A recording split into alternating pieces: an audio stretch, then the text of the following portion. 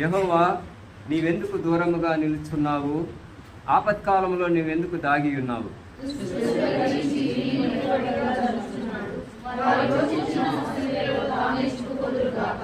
దుష్టులు తమ మనోభిలాషను బట్టి అతిశయపడుదురు, లోబులు యెహోవాను తిరస్కరింతురు.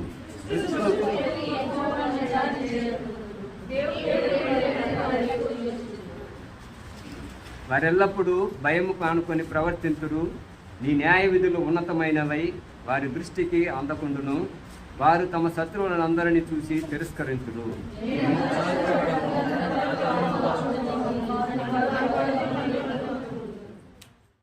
గత వారమంతా కాచి కాపాడిన మా మంచి కాపరి, మా గొప్ప కాపరి, మా ప్రధాన కాపరి, మీకు స్తోత్రాలు నాయన.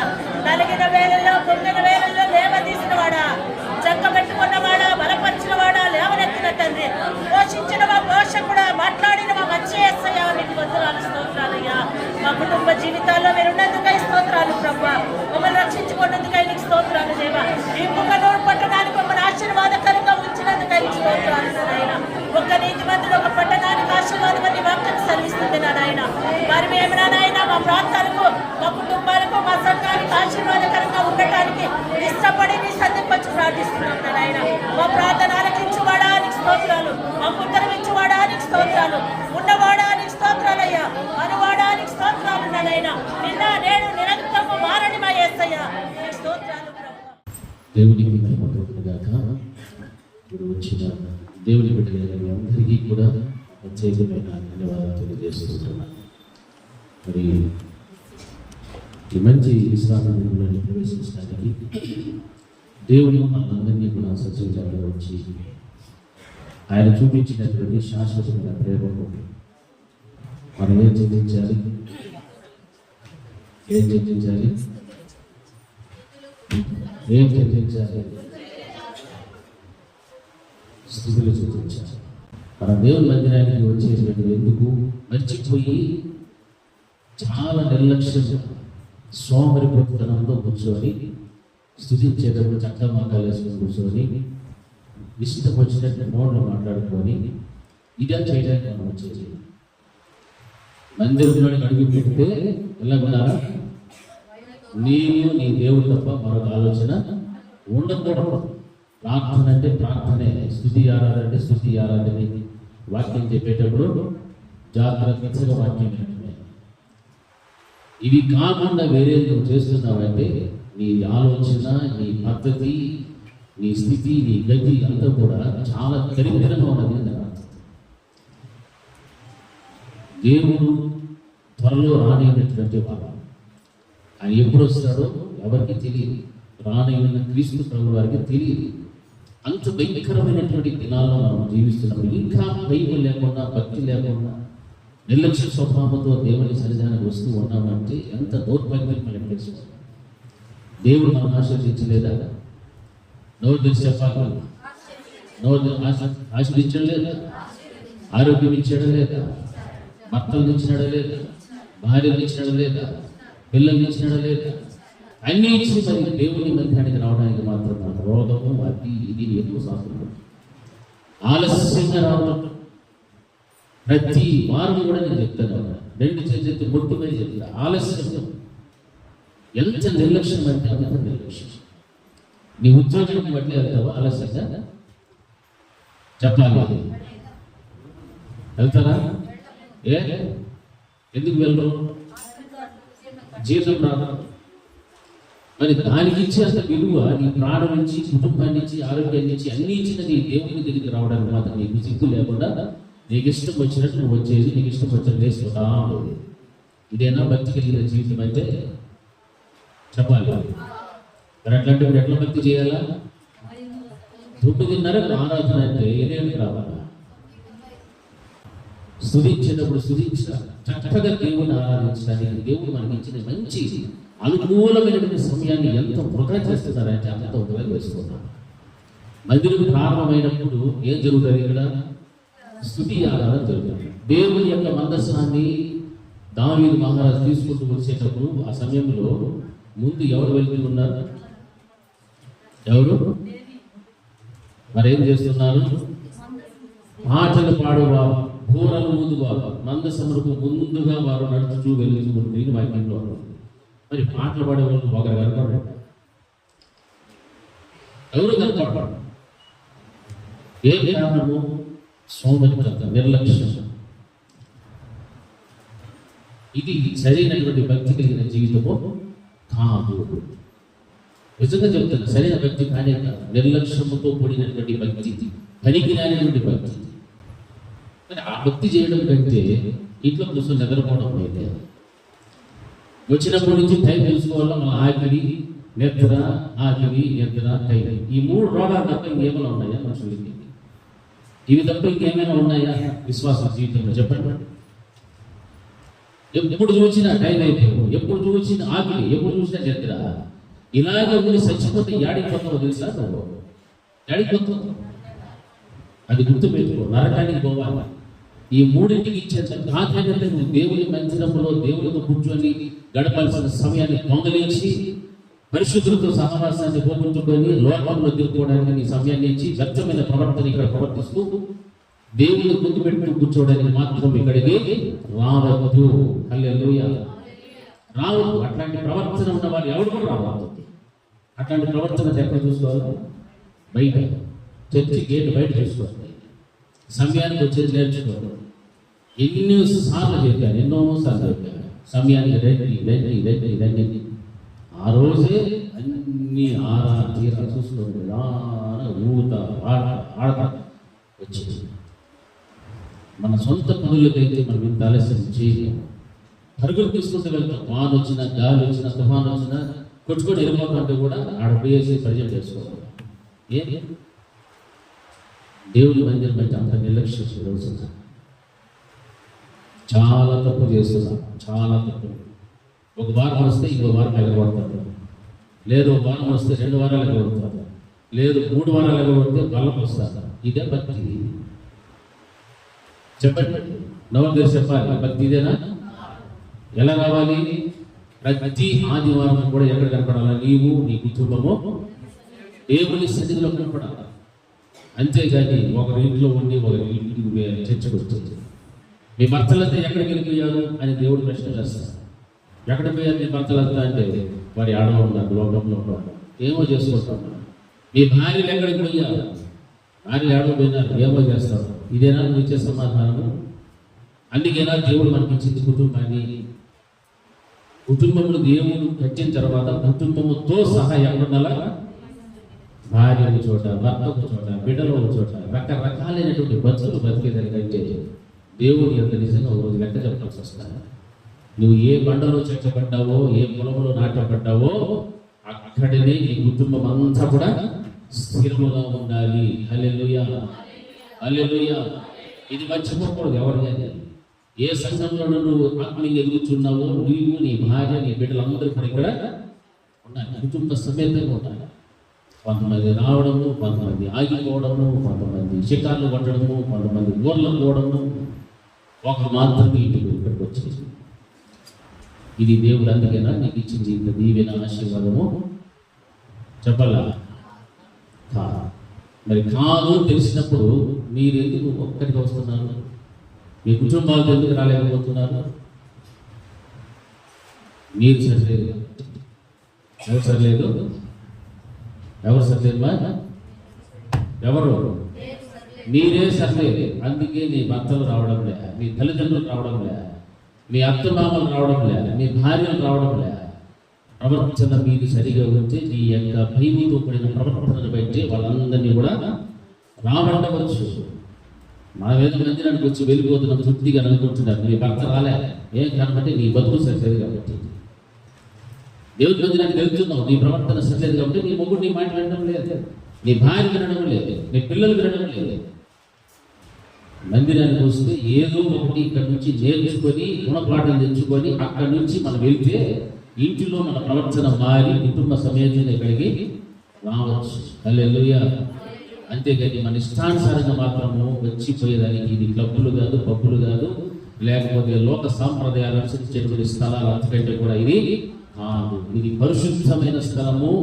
పరిశుద్ధ దినములు మనం అందరూ కూడినప్పుడు చాలా జాగ్రత్తగా దేవుని యొక్క సన్నిధిలో గడపాలి. దానికోసం రావాలి తప్ప అనాలోచనతో మాత్రం ఇక్కడ కూర్చోవడానికి రాకూడదు. నీకు ఇష్టమైన పనులు చేసుకోవడానికి మందిరాన్ని ఉపయోగించవద్దు. మందిరం అంటే ఎన్నటెన్నటికి దానికి ఏమున్నది? పరిశుద్ధతయే. హల్లెలూయా. ఎన్నటెన్నటికి అయినా కూడా మందిరం ఎలా ఉండాలి? దానికి ఏం కావాలంటే పరిశుద్ధతే కావాలి. కానీ ఇక్కడ వచ్చి దానిని అపవిత్రపరచడానికి మాత్రం ప్రయత్నం చెయ్యాలి. నీ పనికి మారినటువంటి బుద్ధులు, ఆలోచనలు, నీ మాటలు, నీ మనస్సు, నీ రక్తమును బట్టి ఇక్కడ అపవిత్రత కనుక చేస్తే దేవుడు వచ్చేస్తారు. జాగ్రత్త. మీ సెల్ ఫోన్ అన్ని ఆఫ్ చేసేది ఒకసారి ఆఫ్ చేయండి. సెల్ ఫోన్ అన్ని ఆఫ్ చేయండి. మందిరంలోకి వస్తే సెల్ ఫోన్లో ఆన్ చేసుకొని దాన్ని చూసుకుంటా ఉండేది. నాకు 5 నిమిషాలు చేస్తారు, 5 నిమిషాలు చేస్తారు, 5 నిమిషాలు ఏం చచ్చిపోతారా? అవసరమా ఇట్లాంటివి? కూర్చుని 1 గంట 2 గంటల సేపు అయినా కనీసం దేవుడితో కనెక్ట్ అయితే బతుకులు మారుతుంది. అరగంట గంట కూడా ఏమేమో ఆలోచనలు, వెళ్ళిపోవాలి టైం తీసుకునేది వెళ్ళిపోవాలి. లోపల సైతాను గడ కడుపులు ఆకలి పెడతాడు. ఆకలి ఇంకా వదలలేదే, ప్రాణం పోతుందా?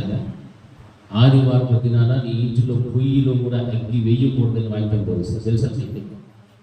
తెలుసా? అగ్గి వేయకూడదు అంటే మీకేమో కడుపులో అగ్గి వేసినట్టు ఇసుపెట్టేసారి పైకి తెలిపి నీళ్ళు తాగే బిర్యానీ తినేసి తిండిపోతులాగా వాక్యం గడిపోవాలనుకుంటాను. అది భక్తి కానే కాదు. జాగ్రత్తగా ఉంటాను. ఏ దినాలు ఇవి? ఏ దినాలు? కడవరి జరిగింది. ఆ రోజు ఒక వాక్యం నాకు గుర్తొస్తుంది. ప్రతి మనుషుని కూడా సంపూర్ణంగా చేయడానికి వాడికి ఏం చెప్పాడు? దేవుడు బుద్ధి చెప్పాడు. బుద్ధి చెప్పాలి, బోధించాలి, ప్రకటించాలి. ఈ 3 కార్యాలు చేయాలి అంటే ఎదురు ఉన్నటువంటి విశ్వాసం ఏం చేయాలా? సహకరించాలి, లోబడకుండా ఇట్లాగే అభివృద్ధి చూపిస్తూ ఉంటే బుద్ధి చెప్పడానికి, బోధించడానికి, ప్రకటించడానికి అవకాశము నీ అంతటి నీవే దాన్ని తీసివేస్తున్నావు. ఒకరోజు చెడిపోయేది. ఎవరు చెడిపోయేది? చెప్పాలి అందరూ. ఎవరు చెడిపోయేది? చెడిపోయేది మన మందిరానికి వచ్చేది. బాగుపడ్డాక చెడిపోవడం. మరి బాగుపడే లక్షణాలు అవసరం కనపడ్డా అందరూ చెడిపోవడానికి వస్తున్నట్టుగా అనిపిస్తుంది. బాగుపడాలి, బతుకులు మార్చుకోవాలి, మారు మనసు పొందాలి. ఎంతకాలం ఒకే బతుకు, ఒకే ఆట, ఒకే అలవాటు, ఒకటే ఆట. ఇది కారణం. మన అపోస్తలుల బోధన వింటూ ఉన్నప్పుడు ఎంత ఖచ్చితంగా దేవుడు మనల్ని ఖండిస్తూ గద్దిస్తూ బుద్ధి చెప్తుంటాడో దానికి తగినట్టుగా మన జీవితాలను మనం ఏం చేసుకుంటూ రావాలా? సరి చేసుకుంటూ వెళ్ళిపోవాలి. ఇంత ఖచ్చితమైన బోధ ఎందరికో లేక చచ్చిపోతున్నాను, ఎందరికో లేక నామకర్తకు క్రైస్తవులుగా బ్రతుకు చచ్చిపోతూ ఉన్నాను. ఇటువంటి వాక్యాలు మనకు దొరకలేదని తెలియని పరిస్థితులు కూడా ఉండి చచ్చిపోయేవాళ్ళు చాలా మంది. ఎప్పుడైనా ఇటువంటి వాక్యాలు ఎక్కడైనా ఏదైనా సందర్భంలో వింటే మా సంఘంలో ఇటువంటి వాక్యం లేదే అని బాధపడేటువంటి వారు కూడా చాలా మంది ఉన్నారు. దేవుడు మిమ్మల్ని కనికరించి ప్రేమించి ఏ ఎన్నిక లేకపోయినప్పటికీ కూడా నేటి వరకు సచివ లెక్కలు ఉంచి ఓ చక్కటి మందిరంలో దేవుడు సమకూర్చి ఈ విధమైనటువంటి అనుభూతిని దేవుడు ఇస్తున్నాడంటే ఎంత మీరు భయపడి ఆ వాక్యాన్ని నేర్చుకుంటూ వాక్యాన్ని సంతపరచాలి. ఆలోచన చేశారా? ఎప్పుడైనా సంఘములో అందరూ కూడా బలపడాలని ఎన్నో రకరకాలైనటువంటి కార్యక్రమాలు చేస్తున్నారు. మీ గృహాలలో దేవుణ్ణి స్తుతించి ఘనపరిచి సంఘ బిడ్డలందరితో కూడా కలిసి పరిశుద్ధుల ప్రార్థనలు మీ గురించి ప్రార్థన చేస్తుంటే మీ ఇంట్లో కార్యం జరగదా? జరుగుతుంది. మరి దానికి కూడా అవకాశం ఇవ్వలేకపోతున్నారంటే ఎంత దౌర్భాగ్యమైనటువంటి క్రైస్తవుల్లో బతుకుతున్నారు. ఆలోచించి ఎంత దౌర్భాగ్యం. దేవుడు దుఃఖపడుతూ ఉన్నాడు. జాగ్రత్త. దేవుడు ఏం చేస్తున్నాడు? దుఃఖపడుతున్నాడు. కనీసం నాకు సమయం ఇవ్వలేనటువంటి పరిస్థితుల్లో ఒక కుటుంబం కనిపిస్తుందంటే ఆ కుటుంబానికి దేవుడు ఎన్ని మేలు చేసినాడు, ఎన్ని గొప్ప గొప్ప కార్యాలు చేసినాడు. రోగం వచ్చినప్పుడు, ఆర్థిక ఇబ్బందులు వచ్చినప్పుడు, సమస్యలు వచ్చినప్పుడు, శోధనలు వచ్చినప్పుడు దేవుడు సహాయం చేయలేదా? అటువంటి దేవుడికి సమయం ఇవ్వడానికి ఎందుకు వెనకడుగు వేస్తున్నాను? ఎందుకు వెనకంజ వేస్తున్నాను? వెయ్యకపోవడం. హల్లెలూయా. దేవునికి భయపడండి, దేవుని వైపు చూడండి. ఆయన ఎప్పుడు వస్తాడో తెలియదు. ఆయన వచ్చినప్పుడు నువ్వు ఎలా ఉండాలి తెలుసా? అది సిద్ధపడి ఉండాలి. ఆ సిద్ధపడి రమ్మని చస్తామంటే మీరు మాత్రమో మాకు అవసరం లేదన్నట్టుగా ఈ సిద్ధపాటు మాకు అవసరం లేదు అని చెప్తున్నాను. సిద్ధపాటు అవసరం లేకపోతే లోకంలో హాయిగా జీవించవచ్చు. ఇదే బ్రతుకులతో జీవించేవాళ్ళు, ఇదే సుఖం, ఇదే సంతోషము, ఇదే ఆనందము, నీ కలిగినటువంటి ఈ ప్రవర్తన, చెడు ఆలోచన తలపులు బట్టి ఇదే నాకు బాగుంది అనుకుంటున్నాను. అలాగుంటే అలాగే ఉండిపో. దేవుడు నీ కోసం ప్రాణం పెట్టిన విషయం కూడా మర్చిపోయి జీవిస్తున్నాం, బ్రతికేస్తున్నాం. ప్రారంభం నుండి ఆరాధన ప్రారంభమైన క్షణం నుండి చిట్ట చివరి ముగింపు ఆశీర్వాదం వరకు ఉండాలి. ప్రతి ఒక్కరు చెబుతున్నారు, చిట్ట చివరి ప్రతి ఆశీర్వాదం వరకు ఉండాలి. అందరితో కలవాలి, అందరినీ కూడా మాట్లాడాలి, ఒకరినొకరు మర్యాదగా గౌరవించుకోవాలి. ఎవరికి ఎవడు తెలియదు. ఆమె అయితే సార్ 3 దావల్లో 30 మంది గెలిపించడం ఒక క్షణంలో. ఒక మంచి సహవాసం, ఒక మంచి చెడు, వారి గురించి మంచి చెడు తెలుసుకుని ప్రార్థన చేయాలి. అంతేగాని కొండలు చెప్పుకునే దాన్ని అడుగుపోద్దండి. వాళ్ళు ఇట్లా వీళ్ళు ఇట్లా పనికిరాని మాటలు మాట్లాడతారు. వారి యొక్క క్షేమం కోరి, వారి కుటుంబాలు ఏదైనా సమస్య ఉంటే దాన్ని కనుక్కొని వారి కోసం ఏం చేయాలి, ప్రార్థన చేయడానికి మాట్లాడాలి. చర్చిలో ఉన్నట్టు మీరు ఒక్కరికి మీ అందరూ తెలుసా? ఒక్కొక్క వ్యక్తికి అందరూ తెలుసా? తెలియదు. లేదంటే నువ్వు వచ్చేదేమో నువ్వు పోయేదేమో అంతే. వేరేం లేదు. ఎవరు వస్తున్నారు, ఎవరు పోతున్నారు, వెనకలు ఉన్నారు తెలియదు, ముందు ఉన్నారు తెలియదు, ఎవరికి తెలియదు. నా వాడికి నేను వచ్చినప్పుడు కూర్చుందని ఆమె పోయినట్టుంటాను. తల్లి అది పద్ధతి కానే కాదు, పద్ధతి కానే కాదు. జాగ్రత్తగా దేవుని యొక్క సందర్భంలో ఒక క్రమం అనేది ఉన్నప్పుడు క్రమాన్ని మనం ఏం చేయాలా, పాటించాలి. క్రమమును పాటించినటువంటి ప్రతి వారిని కూడా దేవుడు ఏమంటాడు, అక్రమము చేయవారా మీరు నా యొద్ద నుండి నువ్వు అనుకోవచ్చు వేరే అక్రమం ఏందని అనుకోవచ్చు. ఇక్కడ క్రమము లేని పద్ధతి నీవు చేసిన ప్రార్థన చేసేటప్పుడు ప్రార్థన చేయకుండా వాక్యం చదివినా, వాక్యం చెప్పేటప్పుడు పాటలు రాసుకున్నా, పాటలు రాసేటప్పుడు లేకపోతే ఇంకోటి చేసినా నువ్వు ఎవరికి దేవుడి దృష్టిలో అక్రమస్తుడము అక్రమస్తురాలవే. జాగ్రత్త. ఇవన్నీ కూడా ఎన్నోసార్లు చెప్పి నోరు నొప్పేసి వదిలేసేయాల్సిన పరిస్థితి వస్తుంది. ఆయన దేవుడు మాత్రము గద్దించమని చెప్తాను. ఏమంటాడు? గద్దించు, బుద్ధి చెప్పు, ఖండించమని చెప్తాడు. ఎందుకు? దేవుడికి ప్రతి ఒక్కరు కూడా కావాలి, ప్రతి ఒక్కరు కావాలి. నేను కావాలి, మీరు కావాలి. దేవుడికి ఎవరిని కూడా విడిచిపెట్టే ప్రసక్తే లేదు. అటువంటిప్పుడు మనం ఎంత జాగ్రత్తగా దేవుడి సన్నిధిలో ఉండాలి. మందిరంలోనికి వచ్చేస్తే ఇక మనం ఏం చేయాలో ఆ సమయంలో దాన్ని చేయడం ప్రారంభించాలి. అంతేగాని కూర్చొని మాటలు కొట్టుకుంటాం, వాళ్ళని చూసుకొని వీళ్ళు చూసుకొని నవ్వుకుంటాం, పిల్లలతో ఆడుకుంటా, అది చేసుకుంటాం. ఇది ఉండకూడదు. హల్లెలూయా, హల్లెలూయా, హల్లెలూయా. దేవుని వాక్యాన్ని ధ్యానం చేస్తున్నాను. చూడండి, పరిశుద్ధ గ్రంథం నుండి 2వ సమూయేలు గ్రంథము 11వ అధ్యాయం 1వ వచనం.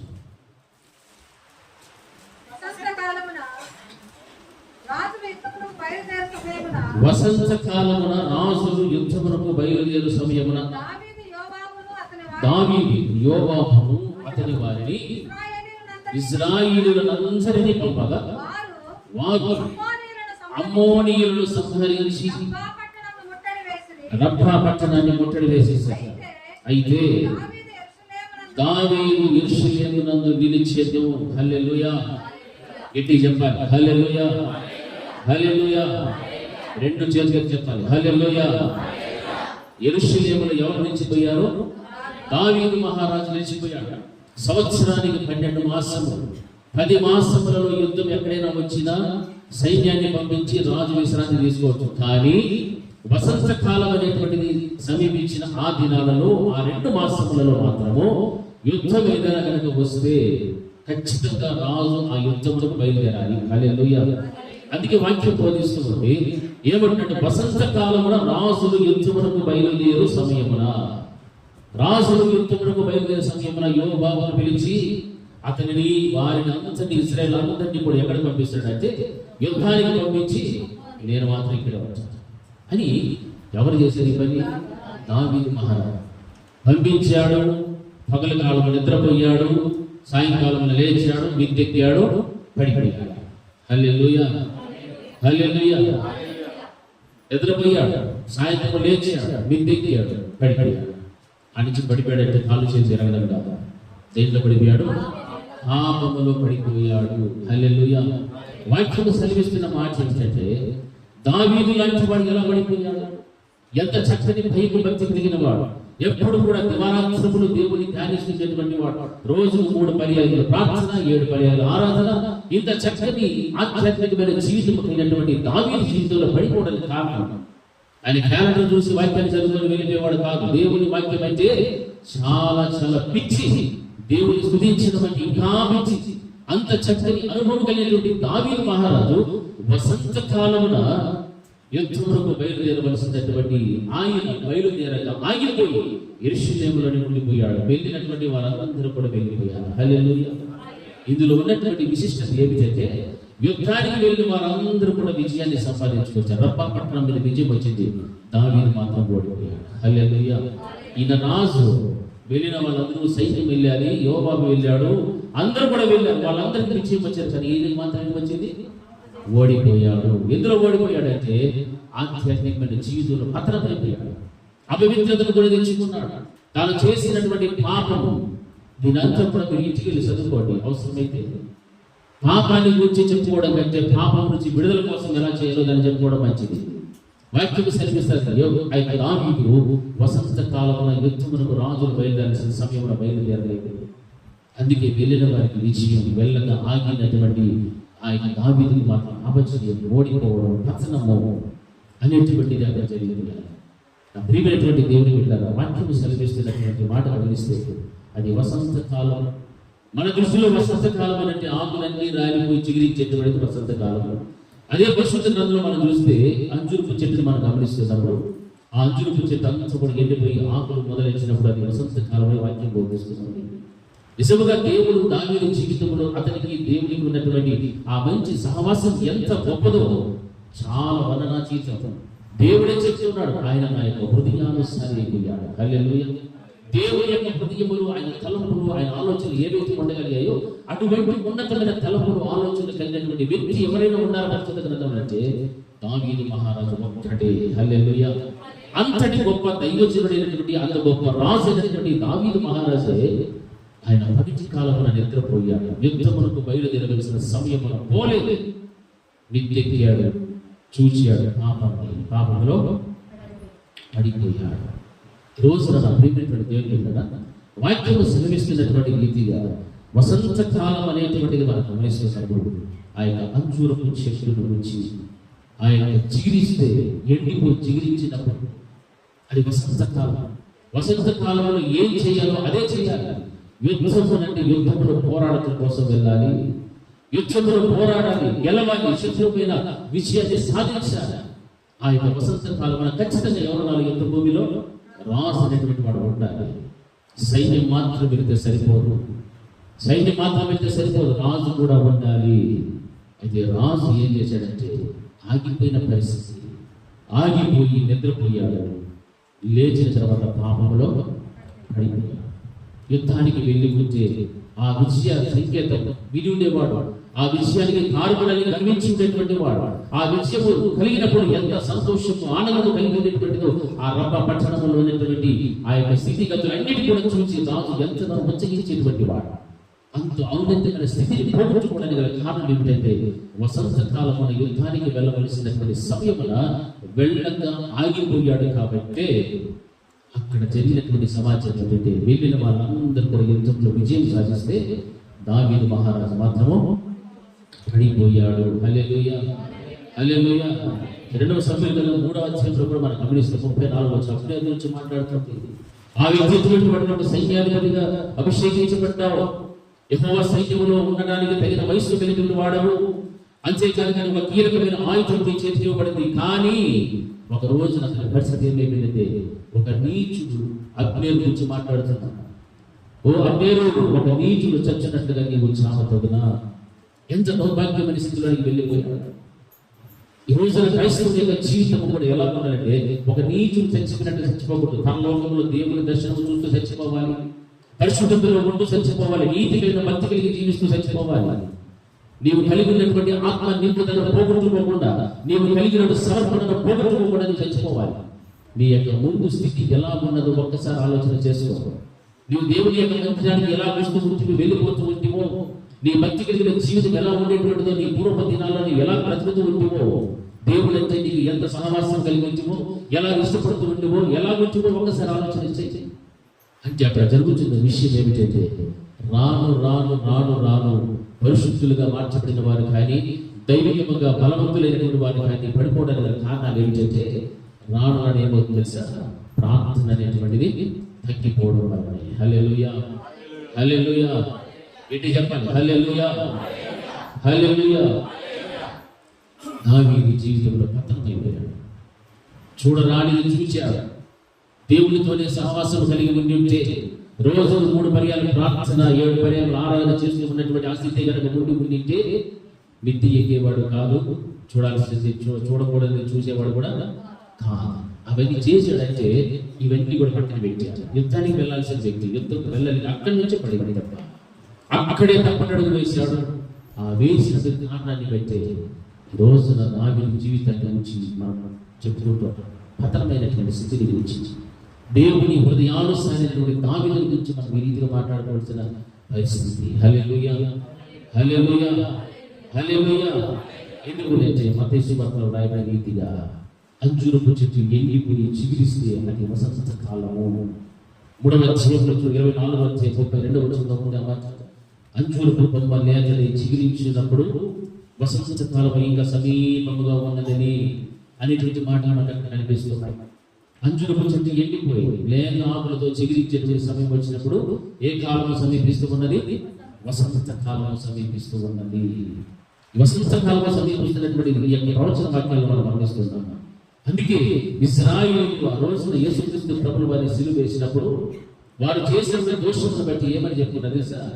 ఈ యొక్క శాపము, ఈ యొక్క అపరాధము అతని మీద కాదు కానీ మా మీద, మా పిల్లల మీద ఉండును కానీ తమంత తామే ఏం చేస్తున్నారంటే శపించుకున్నారు. యేసుక్రీస్తు ప్రభువు వారికి వారు చేసిన క్రియలను బట్టి ఆయన శపించలేదు వారిని అప్పుడు కూడా ప్రేమిస్తూనే ఉన్నాడు. సిలువలో దొంగను కూడా దేవుడు ప్రేమించాడు. తనతో వాడు పరదేశం తీసుకెళ్ళిన అంత ప్రేమమైన మన యేసు ప్రభువు ఆయన దూషించలేదు, ఆయన శపించలేదు. కానీ వారంతటా వారే తమ మీద, తమ కుటుంబముల మీద, పిల్లల మీద ఆ యొక్క శాపము ఉండునుగా కానీ వారే ఏం చేస్తున్నారు? శపించుకున్నటువంటి పరిస్థితి. ఆ శపించుకున్నారు కాబట్టి అంజూరపు చెట్టు వాక్యంలో రాయబడిన రీతిగా అది ఎండిపోయి వాడిపోయి మరలా లేత ఆకులు చిగురించినప్పుడు వసంతకాలం ఏమవుతున్నదని సమీపించుతూ ఉన్నది. దాని అర్థం హల్లెలూయా. వసంతకాలం అంటే దేవుని యొక్క రాకడకు సూచన. హల్లెలూయా, దేవుని యొక్క రాకడకు సూచన. ఒకప్పుడు ఇశ్రాయేలు ప్రజల గురించి మనం ఆలోచన చేసి హిట్లర్ వచ్చాడు, నీరో చక్రవర్తి వచ్చాడు, టైటస్ వచ్చాడు, అందరినీ కూడా తుచ్చినీరుగా చేసి మన నాశనం చేస్తూ వస్తున్నారు. అయితే మనము చూస్తున్నటువంటి ఈ సమాచారాలు, యుద్ధ సమాచారాలు, ఈ యొక్క స్థితిగతులు, భూకంపాలు, రాజ్యాలు, మనుషుల మీదకి మనుషులు, ఈ విధమైనటువంటి పరిస్థితులు, భయంకరమైన స్థితులు మనం చూస్తున్నప్పుడు ఏ కాలం సమీపిస్తున్నది? వసంత కాలం. అంటే క్రీస్తు రాకడ అనేటువంటిది సమీపిస్తూ ఉన్నది. క్రీస్తు ప్రభువు వారి యొక్క రాకడ సమీపిస్తున్నది. రోజు మనం ధ్యానం చేస్తున్నటువంటి అంశం ఏమిటి అని మనం గమనిస్తున్నప్పుడు దావీదు ఏకలేక పడిపోయాడంటే ఆయన అనుదినము చేసేటువంటి ప్రార్థన, అనుదినము చేసేటువంటి ఆరాధన లేక పాపంలో పడిపోయాడు. నీ ప్రార్థన ఎట్టి పరిస్థితుల్లో కూడా తగ్గిపోవడానికి వీలు లేదు. హల్లెలూయా. ప్రార్థనలో నీ పోరాటము తగ్గకూడదు. ప్రార్థనలో నీ పోరాటము పోరాడుతూనే ఉండాలి. నువ్వు ఎక్కడ ఉండినా, ఏ స్థితిలో ఉండినా, నీకు పరిస్థితులు అనుకూలించకపోయినా కానీ నీ ప్రార్థన పోరాటం అనేటువంటి మాత్రం ఆగిపోవడానికి వీలు లేదు. హల్లెలూయా. ఇది జ్ఞాపకం పెట్టుకోండి. నీ ప్రార్థనలు ఏమి తగ్గకూడదు, పోరాటము తగ్గిపోకూడదు, ఆగిపోకూడదు. నీవు పోరాడుతూ ఉంటేనే నీకేమొస్తుంది? విజయం వస్తుంది. ఆ యొక్క దావీదు మహారాజు పోరాటానికి వెళ్ళలేదు కాబట్టి ఏం పొందుకున్నాడు? అపజయాన్ని పొందుకున్నాడు. తక్కిన వారందరికీ విజయం వచ్చింది. కానీ దానికి రాసుకున్నటువంటి దావీదు మాత్రం ఏమైపోయాడు అంటే ఓడిపోయాడు. పాపంలో పడిపడి జీవిస్తున్నాడు. ఎంత భయంకరమైనటువంటి స్థితిలో చూశారు. ఈ రోజున క్రైస్తవుడి జీవితంలో కూడా మనం ఒక్కసారి ఆలోచన చేస్తే ఒకప్పుడు ఎంత మంచి ప్రార్థన చేస్తూ ఉండేటువంటి వాళ్ళు, గంటల తరబడి ప్రార్థన, గంటల తరబడి మందిరంలో సహవాసం, గంటల తరబడి దేవుని సన్నిధిని అనుభవించడం, సమయం దొరికినప్పుడల్లా కూడా మందిరంలో కూర్చోవడం, దేవునితో సహవాసం చేయడం, ఉపవాసం ఉండడం, కన్నీరు ప్రార్థన, ఇవన్నీ కూడా చేస్తుందని నీవు ఈ రోజున ఈ పరిస్థితి ఎంత దిగజారిపోయింది ఒకసారి ఆలోచించి. ఎంత దిగజారిపోయింది. అన్నిటికీ సుఖం. మనిషి బ్రతకడానికి సుఖంగా కోరుకుంటాడు, ప్రార్థన చేయడానికి కూడా సుఖం, ప్రార్థన చేయడానికి కూడా సుఖం. అంత సుఖాన్ని కోరుకుని బ్రతికితే మన ప్రార్థన ఏమైనా పని చేస్తుందంటారా? మన శరీరాన్ని ఎంత సుఖ పెడతామో అన్ని రోగాలు వస్తాయి. తెలుసా మీకు? శరీరాన్ని ఎంత సుఖ పెట్టుకుంటామో అన్ని లేనిపోయిన రోగాలు అన్ని వాళ్ళకే ఉంటాయి. మనం ఎప్పుడైతే మన శరీరాన్ని నలగొట్టుకుంటూ కష్టపడుతూ శ్రమపడుతూ ఉంటామో మన శరీరాన్ని కూడా ఏమైతే తెలుసా? ఆరోగ్యం ఉంటారు. నీ ఆత్మీయ జీవితంలో నీ ప్రార్థన పోరాటం, నీ కన్నీటి ప్రార్థన అనే నీ పోరాటంలో యుద్ధం మాత్రం ఎప్పటికీ కూడా తక్కువ చేయకూడదు. దాన్ని ఎక్కడ కానీ తక్కువ చేయకూడదు. ఆ పోరాటం ముందుకు కొనసాగుతూనే ఉండాలి, కొనసాగుతూనే ఉండాలి. అప్పుడే నీకు ఎదురేటువంటి ప్రతి శక్తులను కూడా నువ్వేం చేస్తూ వస్తావు? ఎదురిస్తూ జయిస్తూ రాగలిగించాలి. నీ పోరాటం ఆగేయాలి, ధైర్యం తగ్గాలి, విశ్వాసము తగ్గాలి, బలము తగ్గాలి అని అనుకుంటే ఎదుటి శత్రువుడు ఏం చేస్తాడు? దండయాత్ర చేసి చంపేస్తారు. వాడికి వస్తుంది విజయం, నీకు అపజయం వచ్చేస్తారు. దావీదులాగా పాపములో పడిపోయేవారు కొంతమంది, సమయం లేక పడిపోయేవారు కొంతమంది, నిర్లక్ష్యంగా పడిపోయేవారు కొంతమంది. ఈ యొక్క ప్రార్థన యుద్ధాన్ని ఆరాధనలుగా పోరాటం లేకుండా ఆగిపోయినటువంటి దౌర్భాగ్యం స్థితిలో ఉండి పూర్తిగా ఎక్కడ పడిపోతున్నారు? దేవుడే లేనటువంటి స్థితిలో పడిపోతున్నారు. దేవుడితో సహవాసం చేయడానికి ఇష్టమలే, ప్రార్థన చేయడానికి సుఖంగా చక్కగా కలిసి కూర్చొని 2 ముక్కలతో ముగించేసి పడుకుంటారు. భోజనం చేసిన పడుకునే ప్రార్థన వేరు, పడుకునేటప్పుడు చేసే ప్రార్థన వేరు. వ్యక్తిగతంగా నీకంటూ ఒక ప్రార్థన ఉండాలి. హల్లెలూయా, హల్లెలూయా.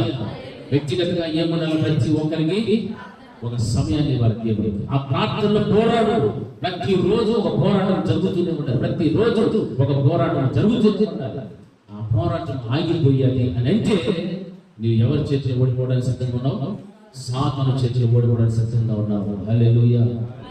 ఏదో రోగం వచ్చినప్పుడు, బాధలు వచ్చినప్పుడు దేవుడి దగ్గర రావడం కాదు, కష్టాలు వచ్చినప్పుడు దేవుడి దగ్గర రావడం కాదు. అనుదిన చర్యలో అదొక చర్య.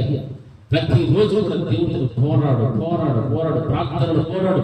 ఏ ఒక్క విషయంలో కూడా తగ్గిపోవడానికి వీళ్ళు తప్ప నాకున్నటువంటి శత్రువుల మీద విజయాన్ని సాధించడానికి నేను పోరాటం చేస్తూనే ఉంటాననేటువంటి ఆ దృఢమైన సమర్పణ కలిగిన జీవితం దగ్గర రావాలి. దేవుడి దగ్గర నువ్వు ఏడుస్తూ ఆయన పాదాలు తడిపితే బయట మనుషులతో ఏడవలసిన అవసరం నీకు ఉండదు. హల్లెలూయా. ఎట్టి చెప్పాలి? హల్లెలూయా. ఎక్కడ ఏడవాలా? దేవుని పాదాలను ఏం చేశారు? నీ కన్నీళ్లతో కడిగి అప్పుడు బయట దగ్గర ఏడాల్సిన అవసరం లేదు. దేవుడు ఎప్పుడు నువ్వు బయటకు వస్తే సంతోషంగా బయటకు వస్తావు. నీ గదిలోనికి వెళ్ళి కన్నీరు వచ్చి ప్రార్థన చేసి ఓ పోరాటం యుద్ధం చేసి ప్రార్థనలు యుద్ధం చేసి ఆ విధమైనటువంటి స్థితి నీకు లేకపోతే నీ యొక్క ఆధ్యాత్మికమైన జీవితంలో కన్నీటి ప్రార్థన అనేది యుద్ధమైన పోరాటమైన ఆరాధ్యమైన లేకుండా ఉన్నావంటే నీవు ఓడిపోవడానికి సిద్ధంగా ఉన్నావు. హల్లెలూయా, హల్లెలూయా. రోజు వరకు దేవుని మందిరానికి వచ్చావు. ఇటువంటి యుద్ధం పోరాడేటువంటి ప్రార్థన నీ జీవితంలో ఉందా? ప్రార్థన చెయ్యాలి అన్న ఆరాధ్యం నీ జీవితంలో ఉందా? ఏదో లేచినా, కడుపు ఆరాధించినా, ఉద్యోగానికి పోతున్నా, ఊగులాడుకుంటూ వస్తున్నా, పడుకుంటున్నా, తింటున్నా, లేచినా, పోతున్నా, ఇది తప్ప ఇంకేమైనా బతుకులు ఏమైనా మార్పులు పడ్డా? ఆదివారం వస్తే ఏమో పోతిని లేకపోతే సస్తి అన్నట్టుగా నిదానంగా వచ్చేది. ఎంత దౌర్భాగ్యం చూడండి, ఎంత నిర్లక్ష్య స్వభావం మనుషునికి ఈరోజు. ఒక్కసారి దేవుడు నీకు ఇచ్చిన ఆశీర్వాదాన్ని తీసేసాడు అనుకో, అప్పుడు పొద్దుంది కూడా వచ్చి ఈయన కూడా ఏడ్చేస్తాను, ఇక్కడనే ఏడ్చుకుంటాను. లేదు మందిరం మూసేస్తున్నప్పుడు లేదు, నేనే ఉంటాను, మందిరానికి కాపలా కూడా నేనే ఉంటాను అని దేవుడి పాదాలు అప్పుడు ఏడుస్తాను. అప్పుడు ఏడ్చేటట్టు ఇప్పుడు ఏడవడమే మంచిది. హల్లెలూయా, హల్లెలూయా. అందుకే దేవుడి దగ్గర ప్రార్థన చేయాలన్నా, స్తుతించాలన్నా ఒక సమర్పణతో, భయముతో, భక్తితో, ఆత్మ నింపుదలతో ఇక్కడ కూర్చుంటే అప్పుడు నీ కళ్ళలో ఏమొస్తాయి? నీళ్లు కాస్తాయి. నీ మనసు అంతప్పుడు ఎక్కడ ఉంటాయి? దేవుడి దగ్గర ఉంటాయి. నీ ఆలోచన అంతప్పుడు దేవుడికి సంబంధించినవి ఉంటాయి, కానీ లోకానికి సంబంధించిన విధంగా ఉండవు. లోక సంబంధమైన క్రియలు తలపులు ఏ ఒక్కటి కూడా నీ లోపలికి రా. ఆలస్యంగా వచ్చే దైవుని నాటకిస్తుంది అంటే ఆ దయ్యాన్ని కూడా జయించే శక్తి ఎవరు ఇస్తారు నీకు? దేవుడు ఇయ్యాలి. దయ్యాన్ని వెళ్ళగొట్టాలంటే దేవుడు నీకు శక్తి ఇవ్వాలి. అంతేగాని దానికి దాసోహమై దానికి లోబడిపోయి అలాగా మనం ఉంటే ఏమైనా ప్రయోజనం ఉందా? హల్లెలూయా, వ్యక్తికి హల్లెలూయా. ఒకప్పటి ఆధ్యాత్మికమైన జీవితం చచ్చిపోయారు. చాలా మంది చచ్చిపోయారు. ఎవరో 100కి 100కి ఎవరికో కొంటారు అంతే. మరి ఇటువంటి చచ్చిపోయిన ఆత్మీయ జీవితం పెట్టుకొని దేవుడు ఎప్పుడు వస్తాడని కనిపెట్టేటువంటి ఆలోచన కూడా ఉండదు.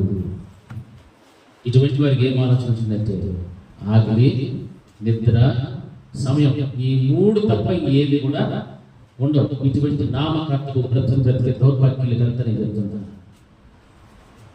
తిండి, నిద్ర, సమయం, ఈ 3 తప్ప ఏమి ఆలోచన వాళ్ళకి ఉండదు. ఎందుకంటే వీరు ఎక్కడో సార్ వాక్యానికి దేవుడికి దూరం, దేవుడితో సమయం గడపడం వారికి ఇష్టం లేదు. ఎప్పుడు చూసినా సమయం అంతా కూడా బయట ఇవ్వాలి. సొంత కార్యాలు, సొంత ఆలోచన, సుఖం, దీనికోసం సమయాన్ని కేటాయిస్తారు. ఉపవాసం వారికి ఇష్టం ఉండదు. ఆగిలి ఆరాటం, దాని గురించి ఆరాటం. నిద్ర, టైం దొరికితే నిద్ర, టైం దొరికినప్పుడల్లా నిద్ర. టైం దొరికినప్పుడల్లా దేవుడితో గడిపితే చచ్చిపోతామా? దావీదు ఏం చేశాడు? నిత్యము దేవుణ్ణి 7 సార్లు ఆరాధన, 3 సార్లు ప్రార్థన. దీనికంటే భక్తి జీవితం చాలా అవుతా. ఇంకా ఏమైనా కావాలంటే కూడా చేసుకోవచ్చు. హల్లెలూయా. మనకి ఈ రోజున దేవుడు చేసేట పని ఇచ్చినాడంటే అది ఎవరి కృప? ఆయన కృప. ఆ కృపను పోగొట్టుకోవద్దు. దయచేసి చెప్తున్నా, ఆ కృపను ఎవరు కూడా పోగొట్టుకోకూడదు. ఆ కృపే లేకపోతే నీకు ఉద్యోగమే లేదు, నీకు వ్యవసాయమే లేదు, నీ వ్యాపారమే లేదు, ఏమీ లేదు. నీకు ఆ కృప ఉన్నంత కాలమే నువ్వు హాయిగా బతుకుతున్నావు. ఆ హాయిగా బతుకుతూ దానిలోనే మునిగి తేలింది కాదు. ఇంత ఇచ్చిన దేవునికి నువ్వేం చేయాలి?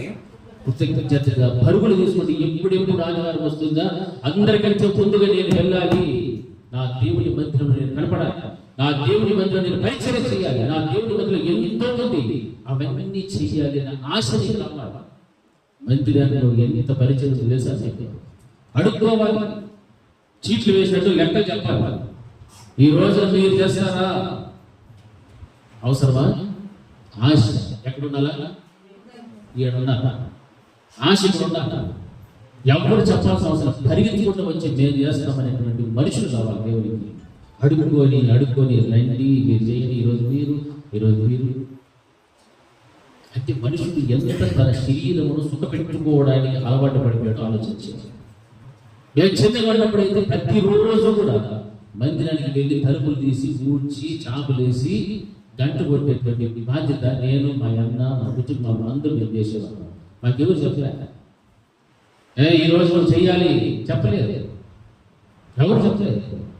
అప్పుడు మన దైవ సేవకులు అక్కడి సేవ ప్రారంభించారు. అటువంటి దినాలు ఆ పరిచయం చేసాం కాబట్టి దేవుడు ఈ రోజున ఈ స్థానంలో నిలబెట్టాడు. హల్లెలూయా, హల్లెలూయా.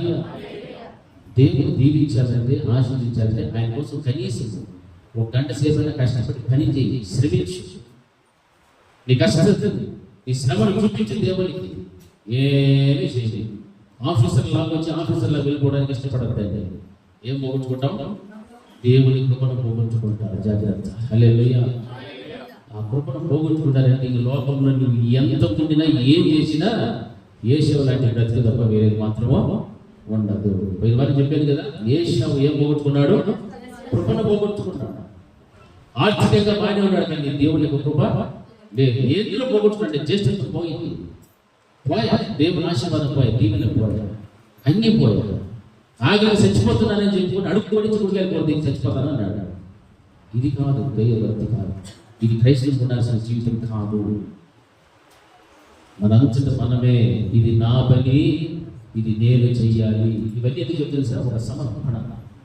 ఒక సమర్పణ కలిగినటువంటి బ్రతుకు క్రైస్తవుడి జీవితంలో ఉండాలి. హల్లెలూయా. ఇది ఒక రకమైన యుద్ధము. హల్లెలూయా. ఇది ఒక రకమైన పోరాటం, ఒక రకమైన ఆరాటం. ప్రతి ఒక్కరికి ఉండాలి. ఎవరో చెప్పుని చేసేది అది పోరాటము, యుద్ధము, ఆరాటము. కానీ బలవంతంగా చేసేది, బలవంతంతో పనిచేసి దేవుడికి ఇష్టం లేదు. బలవంతం పరిచయం దేవుడికి అస్సలు ఇష్టమే లేదు. హృదయపూర్వకంగా మనసు పూర్తిగా చేయాలి. నీవు చేసేది ఎవరు చూస్తున్నారు? మనుషులకు చెప్పుకోవాల్సిన అవసరం లేదు. మనుషులకు చెప్పాల్సిన అవసరమో లేదు. ఎవరు చూస్తున్నారు నేను? ఆయన ఇస్తాడు. ఆయన ఇస్తాడు. హల్లెలూయా. పూటకున్న వారి ఇంటికి ఎవరిని చేర్చాడు? గాయాలతో రక్తపు మడుగులు వ్యక్తిని చేర్చాడు. పూటకున్న వాడికి ఏం చెప్పాడు? ఈ 2 దినాలు ఇస్తున్నా. ఇది కాకుండా ఇంకేమైనా నువ్వు ఖర్చు చేస్తే నేను ఎప్పుడు ఇస్తాను? నేను వాళ్ళు వచ్చినప్పుడు ఇస్తాను అన్నాడు. హల్లెలూయా. పూటకున్న వాడి దగ్గర ఉందో లేదో ఏమీ అడగలేదు దేవుడు. ఎక్స్ట్రా ఏమైనా ఇచ్చిపోయాడా? ఏమి ఇలా ఎప్పుడు ఇస్తానన్నాడు? సంఘ కాపరికి దేవుడు పెట్టిన బాధ్యత. తను తింటాడో తినడో ఉందో లేదో ఏమైనా కూడా కానీ సంఘం పట్ల తను చూపించాల్సిన ప్రేమైనా, సంఘం పట్ల తనకున్న బాధ్యత అయినా, ఒక విశ్వాస యొక్క జీవితమును క్షుణ్ణంగా పరిశీలించి ఎక్కడ పడిపోయాడో, ఏ గాయాలతో ఉన్నాడో, పై గాయాలా, లోపలి గాయాలా, చీమ పట్టిందా, పుల్లిపోయిందా, దాని అంతటిని కూడా తీసేటప్పుడు ట్రీట్మెంట్ జరిగేటప్పుడు ఏమొస్తుందా? నొప్పి కలుగుతాయి. హల్లెలూయా. అజ్ఞానకు నొప్పి అని అనుకుంటే ట్రీట్మెంట్ అయిపోతుంది. దేవుడు అందరికీ చెప్పాడు.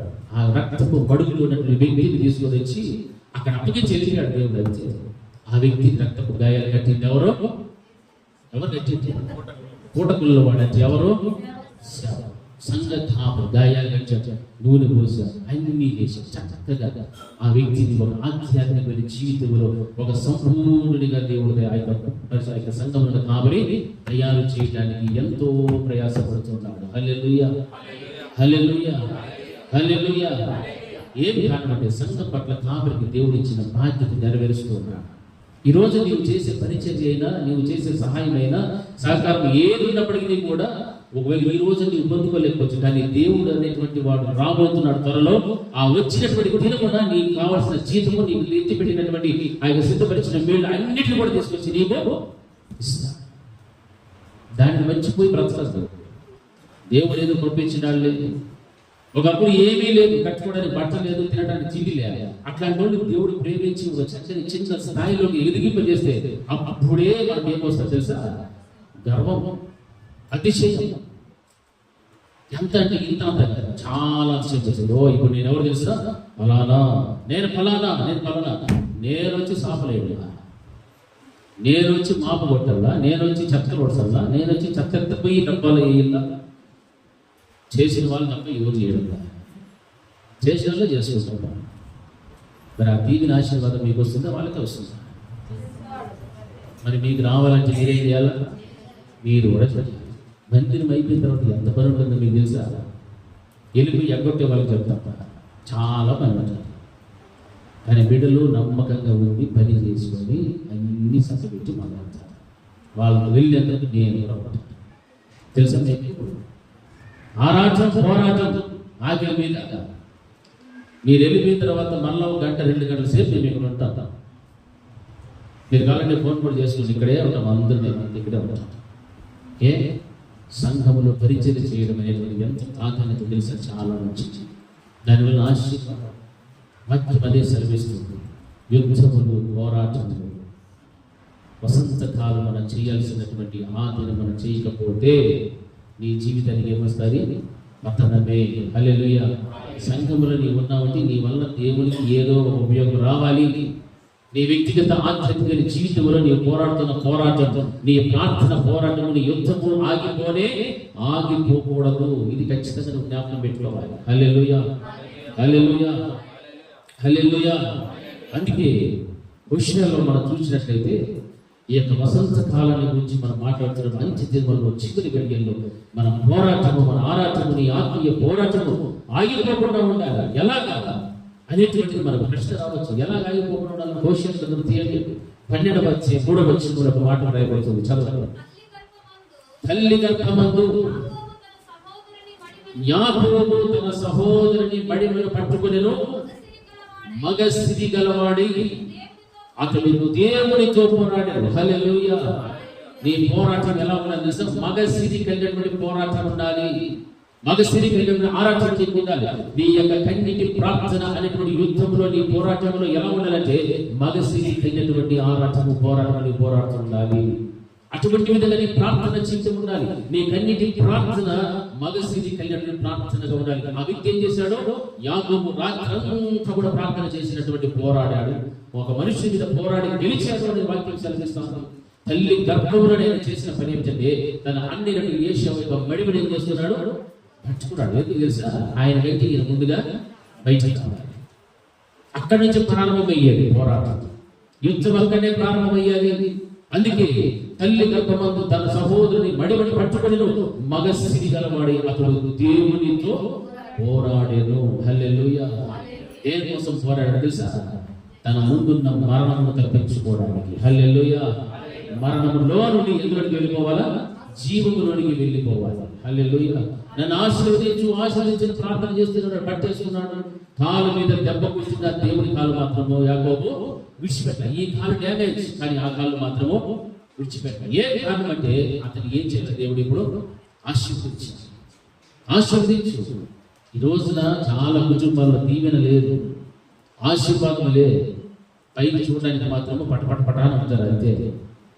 కానీ వారి కుటుంబాల్లో ఉన్న స్థితిగతులు అలా కొంచెం మనం అట్లా కెలికేమైతే వాళ్ళ కళ్ళల్లో నీళ్ళు ఆగు. వాళ్ళ పరిస్థితి చూస్తే మనకి ఎంతో బాధేస్తుంది, దయకలుగుతుంది. ఏ కారణం తెలుసా? మగసిరి కలిగినటువంటి కన్యటి ప్రార్థన లేకపోవడం. ఆ ప్రార్థనతో కూడిన పోరాటంలో చేయడం లేదు. నీ భర్త కోసం, నీ భార్య కోసం, బిడ్డల కోసం, తల్లిదండ్రుల కోసము ఏం చేయలేదు, ప్రార్థన చేయలేదు. యాకోబు రాత్రంతా ప్రార్థన చేశాడు. సంపాదించుకున్నాడు. 20 సంవత్సరాలు పోరాడాడు, సంపాదించుకున్నాడు. 2 భార్యలు కలిగి ఉన్నాడు, ఆస్తి సంపాదించుకున్నాడు. అయినా దేవుడు ఎంత ఏం కోరుకుంటాడంటే ఆశీర్వాదమే కావాలి. ఇంకా ఆశీర్వాదం కావాలని. అవును ప్రభు, ఏం ఆశీర్వాదం కావాలంటే, నా అన్నయ్య ఏషావు నన్ను చంపడానికి సిద్ధంగా ఉన్నాడు, ఆ మరణం నుండి నన్ను తప్పించు. హల్లెలూయా. ఆ మరణమే నా ఎదురు నుండి వెళ్ళిపోవడం, అదే నాకు ఆశీర్వాదము. ఈరోజు నీ జీవితంలో ఎన్ని ఉన్నాయి, ఎన్ని శోధనలు ఉన్నాయి, ఎన్ని ఇబ్బందులు ఉన్నాయి, ఎన్ని సమస్యలు ఉన్నాయి. ఆత్మీయ జీవితంలో పతనమైపోయిన పరిస్థితి ఎంత దయనీయంగా మారిపోయింది తెలుసా? ఒకప్పుడు ఉన్న ప్రార్థన ఇప్పుడు లేదు. ఒకప్పుడు దేవునితో సహవాసం చేసేటువంటి గుణం ఈ రోజు లేదు. ఈ రోజున దేవుని మందిరంలో నీ ప్రవర్తన అంతా మారిపోయారు. ఒకప్పుడు నీ ప్రవర్తన ఎలా ఉంది, ఒకప్పుడు దేవుని మందిరానికి ఎలా వస్తూ ఉంటుంది, వెళ్తూ ఉంటుంది, ఎంత ఆత్మీయంగా బలపడుతూ ఉంటుంది, నీ సాక్ష్యం ఎంత కాపాడుకుంటూ ఉంటుంది. మరి ఈ రోజు నీ సాక్ష్యం ఏమయ్యాలి, నీ ప్రవర్తన ఏమైపోయాలి? ఒక్కసారి ఆలోచన చేయి. దావీదు వసంత కాలంలో యుద్ధమునకు బయలుదేరవలసినటువంటి వ్యక్తి బయలుదేరలేదు, ఆగిపోయాడు, పాపంలో పడిపోయాడు. ఈ రోజున ఆగిపోయినటువంటి ప్రతి వ్యక్తి యొక్క పరిస్థితి కూడా ఎక్కడున్నాడు తెలుసా? పాపంలోనే ఉన్నాడు. హల్లెలూయా. పోరాటానికి వెళ్ళలేదు, యుద్ధము చేయడానికి వెళ్ళలేదు. నీవు అనుదినము ఎదుర్కొంటున్న ప్రతి సమస్యను బట్టి, ప్రతి శోధనను బట్టి కూడా నీ కన్నీటి ప్రార్థన ద్వారా నీవేం చేయాలి? దేవునితో మగస్థితి కలిగినటువంటి వాడిగా ప్రార్థన చేయడం నేర్చుకో. హల్లెలూయా. మగస్థితి కలిగిన ప్రార్థన నీకున్నా, కన్నీరు కాస్త ప్రార్థన చేయి. ఇది ఎవరో చూడాలని ప్రార్థన చేయొద్దు చెప్తున్నా. కొంతమంది భక్తులు ఉంటారు, నలుగురు నన్ను చూస్తే, నేను ప్రార్థన చేస్తే నలుగురు నన్ను ఏం చేయాల చూడాలి. అబ్బా, ఈమెకు మించిన ప్రార్థన పరులు ఎవరో లేరు అని అనుకునేటట్టుగా అప్పుడే ఎంత పొదుగు చేస్తారు. హల్లెలూయా, హల్లెలూయా. అట్లున్నారా చేసేవాళ్ళు? అసలుకే మనం ప్రార్థన చేయదు, నీకు అంత తీర్థ ప్రార్థన ఆడొస్తుంది అన్నట్టుగా అట్లాంటి ప్రార్థన వస్తుంది. మగస్థితి కలిగినటువంటి ప్రార్థన, పోరాటం, ప్రార్థనలో పోరాటం, కన్నీరు కాల్సిన యుద్ధం చేయి. ప్రతి శోధన నుండి కూడా దేవుని ఏం చేస్తే ప్రతి దినము తప్పిస్తూనే వస్తాను. హల్లెలూయా. అలా నువ్వు చెప్పుకో, నాకు ఈ శోధన ఉంది, నాకు ఈ బలహీనత ఉంది, నాకు అది ఉంది, నాకు ఈ రోగం ఉంది, నాకు ఈ బాధ ఉంది, ఈ కష్టం ఉంది. నీ ప్రార్థన మగసిరి కలిగిన ప్రార్థనగా వేదే. దేవుడు బాగా ఉండాలని ఇష్టపడుతుంది, గడపాలని ఇష్టపడుతుంది, సహవాసంగా కూడుకోవాలని ఇష్టపడుతుంది, పరిశుద్ధులతో ప్రార్థనలో ఏకీభవించాలని ఇష్టపడుతుంది. కానీ ఏమీ చేయలేకపోతున్నావు. కారణం ఏంటంటే నీ వ్యక్తిగత జీవితంలో దేవుడితో గడపాల్సిన సమయాన్ని నువ్వు గడపలేని దౌర్భాగ్యమైన స్థితి ఉంది నీకు. నీ తిండికి, నీ నిద్రకు, నీ సమయాన్ని నీకు వినియోగించుకుంటున్నావు. కానీ ఈ మూడింటిని కూడా దేవుడి పండించు. దేవుడితో గడిపే ఆ సమయాన్ని దేవుడిచ్చే శ్రేష్టత్వం మనం సంపాదించుకుంటాం. ఆ శ్రేష్టమైన బ్రతుకులోకి నీవు రాగలుగుతావు. అంతే తప్ప ఈ మాత్రం విడిచిపెట్టకుండా దేవుడు నాకు ఏం చేయలేదంటే ఎందుకు చేస్తాడు దేవుడు? చేస్తాడా? చేయు. ఎందుకంటే ప్రార్థన అనేటువంటి విషయంలో ఎవరైతే ఆరాటం అనేది లేకుండా ఉంటారో, ఆగిపోకుండా ఉంటారో, వారి పట్ల దేవుడి విజయాన్ని అనుభవిస్తూ ఉంటాడు. నువ్వు పోరాడు. ఈరోజు నీ కుటుంబం ఎందుకు పతనమైపోయాయి? కన్నీటి ప్రార్థనతో మగసిని కలిగిన ప్రార్థన జీవితం నీకు లేకపోవటమే. హల్లెలూయా, హల్లెలూయా. రెండు చేతులు హల్లెలూయా. ఇది ప్రతిసారి చెప్పించుకుంటారు, ఎంత సిగ్గు లేదు. హల్లెలూయా అంటే చేతులు దేవుని అడిగిపోతారు. హల్లెలూయా, రెండు చేతులు మహిమపరచాలి దేవుని. అప్పుడే సంఘము మొదటి నుండి చివరి వరకు ఎలా ఉంటుంది? ఉజ్జీవంగా ఉంటుంది. వంతులు వేసుకోవద్దండి. ఇప్పుడు వాళ్ళు చెప్తారులే, ఈసారి వీళ్ళు చెప్తాము, ఇప్పుడు వీళ్ళు చెప్తారు, వాళ్ళు చెప్తారు. ప్రతి సమయంలో కూడా దేవుని స్తుతించడానికి నీ యొక్క శరీరాన్ని ఉపయోగించు, నీ నోటిని ఉపయోగించు, నీ చేతులు ఉపయోగించు, నీ మనస్సును కేంద్రీకరించు. వాక్యం పట్టాలి. మొద్దుల్లా కూర్చోనడు, ఏమి తెలియదంట. హల్లెలూయా, హల్లెలూయా. కత్తికి సాగు పెడతారు. విషయం ఎట్లా పెడతారు? ఎన్ని పెడతారు? నాయమే అట్లా పెట్టాలి. ఉండే మొద్దులతో కూడా ఏదైపోవాలా? ఎగిరిపోవాలి. షార్ప్గా ఉండాలి. ఏదైనా అంటే అట్లా షార్ప్గా ఉండాలి. హల్లెలూయా అన్నప్పుడు అంటే ఏమో అన్నట్టుగా చేసేది దరిద్రం అలవాటు. దేవుని స్తుతిస్తే ఎట్లా స్తుతించాలా? ఆయన ఎవరు స్తుతిస్తా ఉంటారు తెలుసా? కోటాను కోట్ల దేవదూతలు, శరూపులు, కెరూబులు ఆయన ఏం చేస్తున్నారు? యెహోవా పరిశుద్ధుడు, పరిశుద్ధుడు, పరిశుద్ధుడు దేవుని స్తుతిస్తున్నారు. ఆ ధన్యత దేవునికి ఇస్తాడు. అంత ఉన్నతమైన ధన్యత నీకు ఇస్తే దాన్ని ఎంత కేర్లెస్. అదేదో సామెత పిలిచి ఏమన్నా తెలీదా? ఏందో ఉంది మంచి భలే సామెత అయిపోయింది. అదేదో అలిగిపోయినట్టు వాడు ఎవడు అట్లా ఉన్నట్టు పరిస్థితి. హల్లెలూయా, హల్లెలూయా. మనం దేవుడు ఇచ్చిన సమయాన్ని, అవకాశాన్ని వ్యర్థము చేయనే చేసుకో. ఈ భాగ్యం ఎవరిలో ఉందా? నీ ఇంట్లో వాళ్ళకు ఉందా? నీ భర్తలకు ఉందా? నీ భార్యలకు ఉందా? తెరవాళ్ళ నోరు ఉందా లేదా? మరి మీకెందుకు ఇచ్చినాడు దేవుడు? ఎందుకు ఇచ్చినాడు? వచ్చిన తర్వాత కనీసం మీరైనా ఈ పద్ధతిని పాటిస్తారు. దేవుడు చూస్తారు. మీరు కూడా ముద్దుల్లో కూర్చొని మీకు కూడా నెక్స్ట్ సండేకి అవకాశమో ఇవ్వకపోవచ్చు. హల్లెలూయా, హల్లెలూయా, హల్లెలూయా. ఈ రోజున కుటుంబాల్లో నెమ్మది, సంతోషము, సమాధానము, దేవుని దీవెన, ఆశీర్వాదాలు ఇవేవి కూడా లేని కుటుంబాలు చాలా ఉన్నాయి. కారణం ఏమిటంటే మగసిరి కలిగిన ప్రార్థన, ప్రార్థనలో పోరాటం, యుద్ధములు లేకపోవడమే. హల్లెలూయా. పోరాడు, యుద్ధం చేయి. యుద్ధం చేయకుండా ఏదో కూర్చొనేసి చక్క మక్కలు వేసుకుంటే రోగణ నాశనించే ఆమె అనేసి గటక్కన భయపడేది.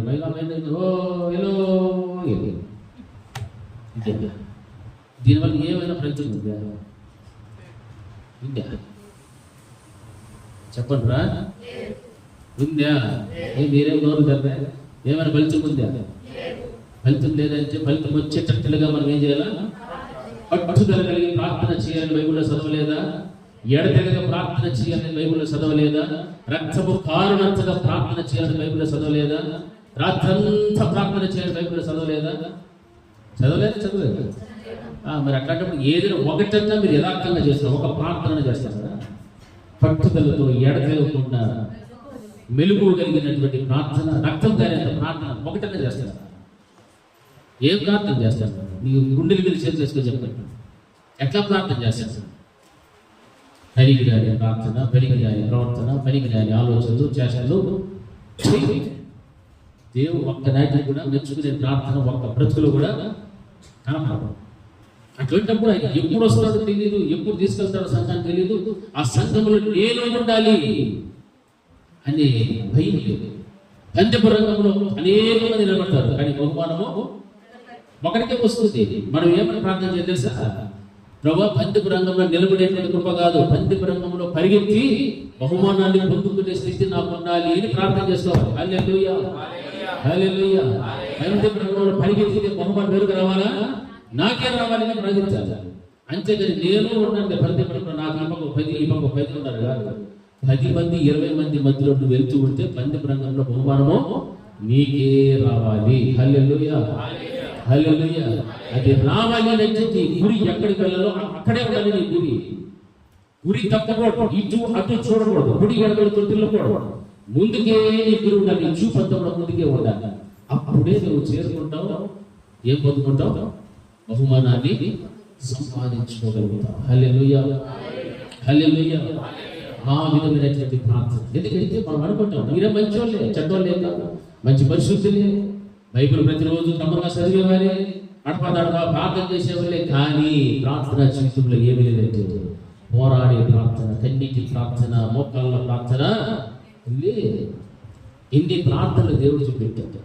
మీరు శోధనలోనికి ప్రవేశించకుండానట్లు మెలకువగా ఉండి ప్రార్థన చేయండి. మెలకువ లేని బతుకుంది కాబట్టి ఎన్నో శోధనలు ఇంటి మీద వచ్చి వస్తూ ఉన్నాయి. వస్తానే లేదా? ప్రార్థనలో ఏమి లేదు, మెలకువ లేదు, పట్టుదల లేదు, ఎడతెగని ప్రార్థన లేదు. ఇవి ఏమీ లేవు కాబట్టి రక్తము కాని ప్రార్థన లేదు. శోధన సులువుగా ఇంటి మీదకి, వ్యక్తుల మీదకి వచ్చేస్తుంది. ఆ ప్రార్థన అనే ఆయుధం దేవునికి ఇచ్చాడు. ఆయుధముతో ఉండునన్న శోధనలు ఎదుర్కోలేవా? ఎదుర్కోవచ్చలేదా? అందరూ చెప్పాలి, ఎదుర్కోవచ్చలేదా? మరి ఆయుధాలు ఎంతమంది దగ్గర ఉన్నాయి? చూడండి ఎంతమంది ధైర్యంగా చేసి వెళ్తారు. చూడండి ప్రార్థన దేవానా తండ్రి, నైనా దేవానా తండ్రి, సంవత్సరం ఇదే ఉంటుంది తప్ప అంశం మాత్రమో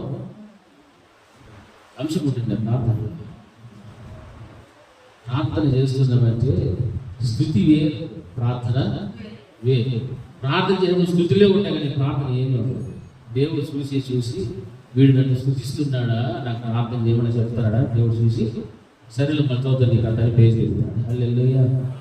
ప్రార్థన ప్రారంభమైతే నీ వ్యక్తిగత కుటుంబ సమస్యలు, నీ ఆధ్యాత్మికమైన జీవితము, నీ ప్రార్థన అనుభవము, నీ ఆధ్యాత్మిక అనుభవంలో ఎక్కడ పడి చచ్చిపోయినామో, ఏం చేస్తున్నామో దాని గురించి అంతపడి ఏం చెప్పాలి దేవునికి క్షుణ్ణంగా చక్కగా చెప్తూ ఉండాలి. హల్లెలూయా. అంతే ప్రభువా నాయనా నాయనా నాయనా నాయనా దేవా దేవా దేవా స్తోత్రం స్తోత్రం స్తోత్రం.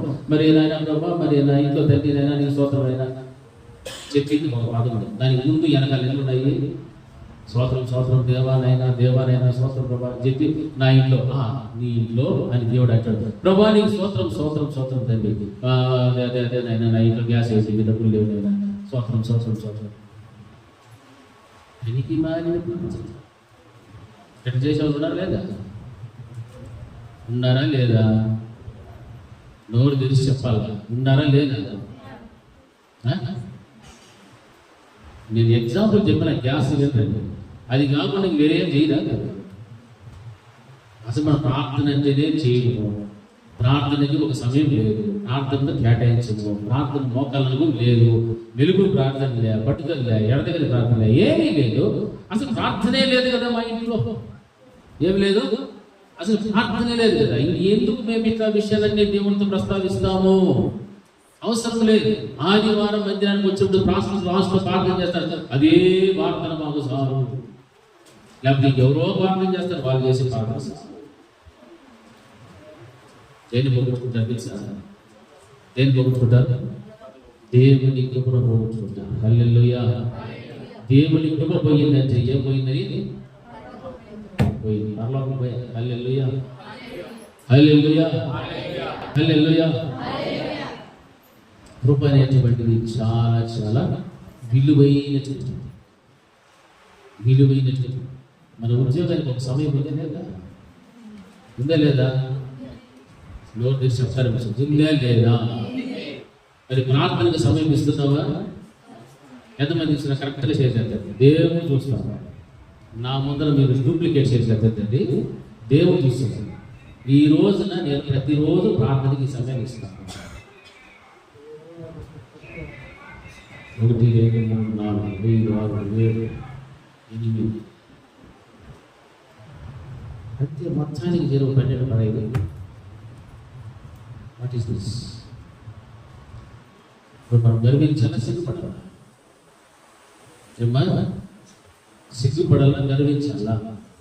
కష్టాలు పోలేదు, వ్యాధులు అట్లే ఉన్నాయి, అప్పులు అట్లే ఉన్నాయి, వడ్డీలు కట్టి చచ్చిపోతున్నాము, రోగాలు పోలేదు. ఏం పోగొట్టుకున్నావు తెలుసా? దేవుని యొక్క కృపను పోగొట్టుకున్నావు. హల్లెలూయా. నీకు ఆశీర్వాదం రావాలంటావు, కానీ కృప ఉంటేనే ఆశీర్వాదం వస్తుంది. ఆశీర్వాదం వెంబడి ఆశీర్వాదం వచ్చే అంటావు, కానీ కృప వెంబడి కృప ఉంటేనే అది వస్తుంది. అది రావాలంటే నువ్వు ఏడబడినలా దేవుని యొక్క సన్నిధిలో నీ సమయాన్ని జాగ్రత్తగా వాడుకో. హల్లెలూయా. సమయము అంటే సమయమే. దేవుడు చాలా క్రమమైనటువంటి వాడు. దేవుడు ఆయన అక్రమమైనటువంటి వాడు కాదు. మనం చేస్తాను చూసిన అక్రమమైనటువంటి పనులు అట్లా కూడా సమయంలో నీవు దుర్వినియోగం చేసుకుని నీకు ఇష్టమైన సమయంలో వస్తే కూడా దేవుని దృష్టిలో నీవు ఎవరివి? అక్రమస్తుడవే. హల్లెలూయా. క్రమము లేని బతుకే నీ బతుకు. అట్లాంటి వాళ్ళు దేవుడు పరలోకాన్ని తీసుకుంటాడు అంటారా? లే. డబ్బు ఉండొచ్చు, ఆస్తులు ఉండొచ్చు, అంతస్తులు ఉండొచ్చు, కారు ఉండొచ్చు, బంగారు ఉండొచ్చు, కానీ నీకేం లేదు, పరలోకం లేదు. హల్లెలూయా.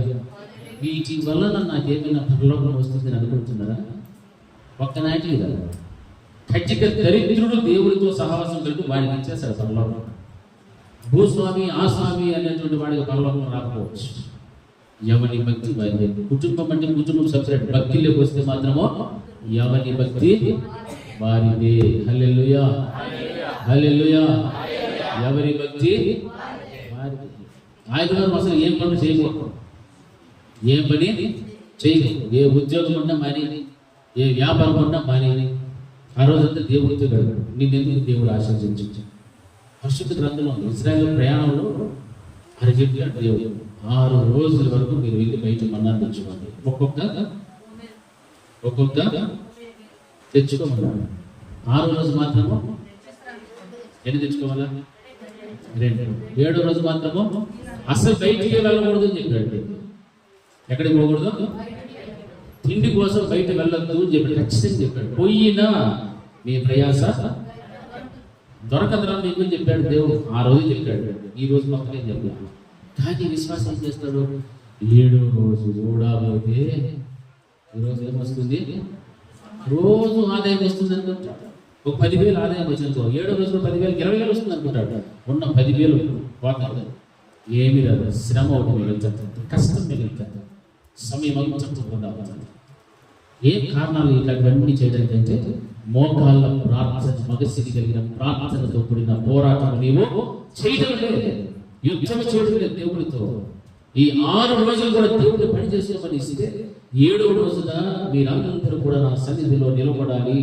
పిల్లలు మొదలుకొని పెద్దల వరకు నిలబడాలి. దేవుడు కొన్ని చెప్పలా. పిల్లల్ని డ్యూటీలు పంపించేసేదో, లేకపోతే సినిమాలు పంపించి, షికార్లు పంపించి, అమ్మ సంఖలో బైబిల్ పెట్టుకుని ఆయన బీడీ సిగరెట్ కాకుండా మళ్ళీ ఎప్పుడు వచ్చి కూర్చుని సరే కాదు. దేవుడి మందిరం, దేవుని మందిరం అంటే పిల్లలు, భార్య, భర్త, కుటుంబ సమేతంగా మందిరంలోకి వస్తేనే ఆ కుటుంబానికి రావాల్సిన దీవెనలన్నీ కూడా దేవుడు సమృద్ధిగా ఇస్తాడు. కీర్తనలు 128 దేవుడు ఉంది కదా, నీ చేతుల కష్టాన్ని అనుభవిస్తావు. నీ భార్య లోటు ఫలించే ద్రాక్షవల్లి, నీ పిల్లలు భోజనపు బల్ల చుట్టూ ఉండే మొక్కలు. ఇలా నువ్వు అనుకుంటావు, ఆశిస్తావు, కానీ ఎక్కడెక్కడొక్కడ కూడా వదిలిపెట్టేస్తావు. నీ భార్య చోట, భర్త చోట, పిల్లలు చోట. ఎట్లా వస్తాయి దీవెన ఆశీర్వాదం? రావు. అవన్నీ రావాలంటే కుటుంబ సమేతంగా నీవు ఎక్కడ ఉండాలా? దేవుని యొక్క సన్నిధిలో గడుపు, దేవుని మాట విను, దేవునికి లోపడి జీవించు. అది దేవుడు నేను కోరుకుంటున్నట్టు. అంతేకాని ఏదో నువ్వు వచ్చేదే కష్టము, పోయేది మాత్రం చాలా ఆతృతంగా వెళ్ళిపోతావు. లేదు, దేవుని యొక్క సన్నిధిలో మోకాళ్ళని కన్నీరు కార్చి ప్రార్థన చేసే పోరాడు, యుద్ధం చేయి దేవుడితో. అటువంటి కార్యాలు చేయలేదు అన్నట్టు నీకున్న మనసాక్షి చచ్చిపోయిందేమో ఒకసారి ఆలోచన చేసుకో. మనసాక్షి ఉందా లేదా? మనసాక్షి ఉందా లేదా? ఎంతమంది ఉంది మనసాక్షి? ఎంతమంది ఉంది మనసాక్షి? వీళ్ళకి ఎవరు మనసాక్షి లేదు. మరి ఉంటే ఆ మనసాక్షి చెప్పినప్పుడు, నిర్దించినప్పుడు ఏం కావాలా? ఎంతమంది లోపడతారు? ఈరోజు ఆదివారం 9:30 మందిరం ఏం చెప్తారు తెలుసా? ఏం చెప్పింది? మనసాక్షి చెప్తుంది, వెళ్ళరా నాయన నేను స్నానం చేసుకుని ఉపవాసంతో మందిరాన్ని కూడా చెప్తారు మనసాక్షి. నువ్వు అనుకుంటావు నీకు వచ్చేసి ఉండి ఆయన 9:30 నిద్రపోయి మంచం కింద 9:30 మంచం మీద నిద్రపోయి 10:30కి నిద్ర చేసి మళ్ళీ రెడీ అయ్యి వీటికి వచ్చే కొందరికి లాస్ట్లో ఏం జరుగుతూ ఉంటుంది, కానుకల పాట జరుగుతూ ఉంటుంది, లేకపోతే వాక్యం సంపాదించు ఏమీ లేదు. వచ్చింది ఎందుకు? ఆ రోజు విశ్వంలో బట్టి కూడా నేను మంచం మీద పరుడి నా ప్రాణప్రియుని వెతికించింది, ఆయన నాకు కనపడలేదు. హల్లెలూయా. సుఖాన్ని కోరుకుంటూ ప్రాణప్రియుడైన యేసు ప్రభువు అని వెతికితే ఆయన ఒక్క నాటికి నీకు కనపడనే కనపడ, దొరకడు, వినడు, ముఖం కూడా చూపెట్టాడు, చెవుల్లో కూడా ప్రార్థన చేసేసి ఉన్నాయి లేదా వాక్యం. ఎప్పుడైతే పరుగు విడిచి పడక విడిచి లేచి బయటకు వచ్చి వెతికారో అప్పుడు నా ప్రాణప్రియుడిని నేనేం చేశానో ఎదుర్కొంచి. హల్లెలూయా. ఇక నా ప్రాణప్రియుడిని నేను ఎంత మాత్రం విడిచిపెట్టనే ఒక మంచి సమర్పణతో ఆ రోజున ఆయన చెప్తున్న మాట. ఈ రోజున సంఘము కూడా పడక మీదే కరుణి దేవుడిని వెతకక మోకాలుని కన్నీటి ప్రార్థన అనేటువంటి యుద్ధం పోరాటం నీలో మొదలవ్వాలి. హల్లెలూయా, హల్లెలూయా, హల్లెలూయా. ఈ ప్రార్థన కానీ ఈ ఆరాటం ఈ పోరాటం ఆత్మ తీవ్రత తగ్గిందనుకో ఏమైపోతాం? దావీదు వెతికాడు, పాపంలోకి పడిపోయాడు. తగ్గిపోయిందంటే నువ్వు పడిపోవడానికి నిన్ను నీవే ఏర్పాటు చేసుకుంటున్నావు. హల్లెలూయా. ఆత్మీయతలో నిశ్చిత మీద ఎక్కుతూ వెళ్ళిపోవాలి, కానీ పాపం చేయడానికి ఎక్కుతూ పైకి వెళ్ళాలి. ఈ మనసాక్షి ఎన్నిసార్లు గద్దించలేదు. నువ్వు చేస్తావు తప్పు, పొరపాటు, నీ భర్తను మోసం చేస్తున్నావు, నీ భార్యను మోసం చేస్తున్నావు, నీ బిడ్డలను నీ తల్లిదండ్రులను మోసం చేస్తున్నావు. నీ మనసాక్షి చచ్చిపోలే, బతికి ఉంది. అది ఎన్నిసార్లు గద్దించినా దాన్ని పక్కన నెట్టి పాపం చేయడానికి, బలహీనతలు పడిపోవడానికి, దావీదులాగా పగటి కాలంలో పడుకుని సాయంత్రం లేచి బిద్దెక్కి పడిపోయినట్టుగా పడిపోవడానికి వెళుతున్నారు తప్ప యుద్ధం, పోరాటం, ఆత్మ తీవ్రత అన్నిటికీ కూడా మర్చిపోయి బ్రతుకుతున్నారు క్రైస్తవులు. అది తప్పు. హల్లెలూయా. అది చాలా తప్పు. అన్యులు ఎలాగైనా బ్రతికేస్తారు. అన్యులలో నుండి ప్రత్యేకించబడినటువంటి వారు మనమందరూ కూడా, మనకు వారికి వ్యత్యాసం చాలా ఉంది. మన దేవుడు ఎందుకు ప్రత్యేకించుకున్నాడు? ఆయన స్వార్థం ఇచ్చి సంపాదించాడు కాబట్టి, ఆయన స్వచ్ఛము కాబట్టి దేవుడు ఎంత గర్జిస్తూ ఖండిస్తూ బుద్ధి చెప్పి మిమ్మల్ని ఒక సంపూర్ణతలోనికి తీసుకురావాలని దేవుడు ఇష్టపడుతున్నాడు. అసంపూర్ణమైన భక్తి కలిగిన జీవితము దేవునికి ఇష్టపడలేదు. క్రిస్మస్ పండుగ చేసి జన పండుగ చేసామనుకోండి, ఏమైనా ప్రయోజనం వచ్చిందండి? ఉందమ్మా? లేదు. మనం క్రిస్మస్ చేస్తే క్రిస్మసే చేసుకోవాలి సంవత్సరం. మళ్ళీ అవి ఉన్నాయి, ముందేమలు ఉన్నాయి, అవి ఉన్నాయి, బాడీ బర్త్లో ఏమేమో చెప్తారు. అవన్నిటికీ పోతా ఉంటుంది. ఎక్కడ ఉంది నీ బతుకు, నీ ప్రార్థన, నీ యొక్క మెలుగు కలిగిన జీవితము, నీ సమర్పణ? ఏ సమర్పణ చేసుకుని వచ్చావు దేవుడిలోకి? నువ్వు అలా వెళ్తున్నావు, నీ సమర్పణ ఏమైపోయినట్లు దేవుని కృపనే పోగొట్టుకోవచ్చు. అందుకే అవుట్లో పోతా ఉంటావు, అందుకే అవుట్లో కనిపిస్తూ ఉంటావు. అట్లా వాటిల్లో దారాలు కట్టుకొని రంగులు పూసుకొని ఎగరుతూ ఉంటారు చాలా మంది. అదే కాదు, ఇంకా ఎన్నో లోకాలు సాధించాలి. దేవునికి ఇష్టము లేని ఏదైనా కానీ, దేవునికి విరోధమైన ఏదైనా కానీ అది నీ నుండి దేవుని కృపను తీసివేస్తున్నది. హల్లెలూయా. ఎప్పటికీ కూడా దేవుని కృపను మాత్రం పోగొట్టుకోవడానికి ప్రయత్నం చేయలేదు. దేవుడు నేను ఇంతగా మంచిగా ఒక స్థలంలో కూర్చోబెట్టి గద్దించి ఖండించి బుద్ధి చెప్తున్నాడంటే ఇకనైనా మారు మనసు పొందు, ఇకనైనా బతుకులు మార్చుకో. నేను ఎప్పుడు వస్తున్నానో నాకే తెలియదు నాయనా. తండ్రి ఎప్పుడు ఆజ్ఞ వేస్తే అప్పుడు నేను వచ్చి భూమి మీదకి వస్తాను. అప్పుడు మంచి ఆకాశంలో నిలబడి నేను దూతలు పంపించినప్పుడు ఏమవుతారు? అందరూ కూడా నలుదిక్కుల నుండి వారు సమకూర్చినప్పుడు ఆ సమకూర్పులో ఎవరుండాలా? నేనున్నాను అని ప్రార్థన చేసి దానికి కావాల్సిన యోగ్యత ఉందో లేదో ఒకసారి నేను నువ్వు పరిశీలించుకో. ఆ యోగ్యత లేవునంటే మోహాల అనుభవంతో కూడిన కన్నీటి ప్రార్థనతో ఏం చేయడం లేదు, పోరాటం లేదు, ప్రార్థనలో పోరాటం లేదు, యుద్ధము లేదు, దాన్ని తగ్గలేకూడదు. హల్లెలూయా, హల్లెలూయా, హల్లెలూయా. అలాగా ఆయన ప్రభులో నుంచి ఎప్పటికీ కూడా చేరగలిగే చిరునవ్వును దేవుడు మన ముఖం మీద పెట్టేస్తారు. హల్లెలూయా. చూడండి, కొన్ని ముఖాలు చూడండి, ఎప్పుడు చూసినా విచారం, ఎప్పుడు చూసినా చర్చలే, ఎప్పుడు చూసినా ఏదో ఒక బాధ, ఏదో ఒక కష్టం, ఏదో ఒక నష్టం, ఒక సమస్య, ఒక అగ్గి, ఈగి, ఏదో ఇవన్నీ కూడా వెళ్ళిపోవాలంటే ఎవరి దగ్గర ఏడవాలని చెప్తాం? దేవుడి దగ్గర ఏడవ. చెరగని చిరునవ్వు నీ ముఖం మీద దేవుడు పెట్టాడు. హల్లెలూయా. ఏం పెట్టాడు నీ ముఖం మీద? ఏ చిరునవ్వు? చెరగని చిరునవ్వుతో దేవుడు మిమ్మల్ని పెడతాడు. ఆ చెరగని చిరునవ్వు నీకు కావాలంటే నీ మోకాళ్ళ అనుభవంతో కూడిన కన్నీటి ప్రార్థన చేయడం ప్రారంభించు. పోరాడు, మగస్థితి కలిగిన ప్రార్థన చేయాలి. హల్లెలూయా. ఏ ప్రార్థన ఉండాలి? మగస్థితి కలిగినటువంటి ప్రార్థన. మగస్థితి అంటే అర్థం ఇక్కడ బైబిల్ ఇచ్చారు. ఈ బైబిల్ నాకు తెలియదు కానీ రాజకుమారుని వలె, హల్లెలూయా, రాజకుమారుని వలె ప్రార్థన చేయి. రాజుకి ఎంత అధికారం ఉందో, శత్రువుల మీద విజయం సాధించడానికి ఎంత అధికారంతో బలముతో సైన్యం వెళ్తాడో అంత బలముతో యుద్ధం చేయడానికి నీవు సంసిద్ధంగా ఉండాలి. హల్లెలూయా. ఆ పోరాటము, ఆరాటము, ఆత్మ ఎందు తీవ్రత మాత్రము నీకు తగ్గని ఓడిపోతాడు. చాలా మంది బలాఢ్యులు, చాలా మంది పరిశుద్ధులు, నీతిమంతులు పతనమైపోవడానికి గల కారణం ఎందుకు పడిపోతున్నారు తెలుసా?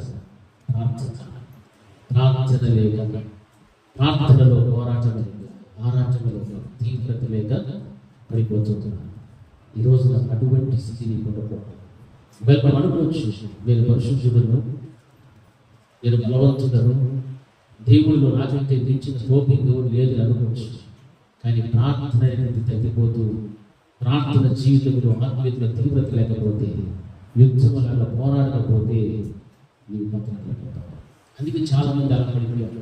దావీదు కూడా ఎంత ఉన్నతమైన ఆత్మీయత కలిగినటువంటి వ్యక్తి. ఆ వ్యక్తి యుద్ధానికి వసంత కాలమున సమీపించుచున్నటువంటి గుర్తులు ఉండిన ఆ కాలంలోనే యుద్ధానికి వెళ్ళవలసినటువంటి రాజుగా నియమించబడిన రాజు యుద్ధానికి వెళ్ళక ఆగిపోయిన కారణాన్ని బట్టి ఏమి పాపంలో ఈ రోజున వసంత కాలము సమీపించినది అని నీకు తెలుస్తూ ఉంటుంది. ఇజ్రాయేల్ యొక్క దేశం అంజూరపు చెట్టు అది ఎండిపోయి వాడికి మరలా జీవించినప్పుడు, లేదా ఆకులతో జీవించినప్పుడు ఏం సమీపిస్తుందని? వసంత కాలము. హల్లెలూయా. దేవుని రాకడ కొరకు ఎదురు చూస్తున్న క్రైస్తవులు అందరూ కూడా ఇటువంటి భక్తి కలిగిన జీవితం, ప్రార్థన, వైరాగ్యం, తీవ్రత, ఆత్మలో పోరాటం, యుద్ధం, ఈ విధమైన స్థితి ఉంటేనే పడిపోకుండా ముందుకు వెళ్తూ ఎవరిని కలుసుకుంటాం? దేవుడిని కలుసుకుంటాం. ఆ కృప దేవుడు మనందరికీ అనుగ్రహించాలి. ప్రార్థన చేస్తున్నాం. మా మీద మీరు ఇంత ప్రేమ, కనికరము చూపించుతున్నారు. మీ ఆత్మతో మమ్మల్ని అందరినీ కూడా దర్శించిన మీ స్తోత్రం. ప్రతి వ్యక్తి జీవితంలో కూడా ఒక పరివర్తన, ఒక పశ్చాత్తాపం, లోతైన పశ్చాత్తాపాన్ని మీరు ఇచ్చినందుకు మీకు స్తోత్రం. కన్నీటితో ప్రభా మీ సన్నిధానంలో ఏ సమర్పణనైతే వారు ఎన్నుకోగలిగారు, అదే సమర్పణ అంతిమ వరకు ప్రభా వారి జీవితంలో ఉండనట్టుగా మీరు స్థిరపరచండి.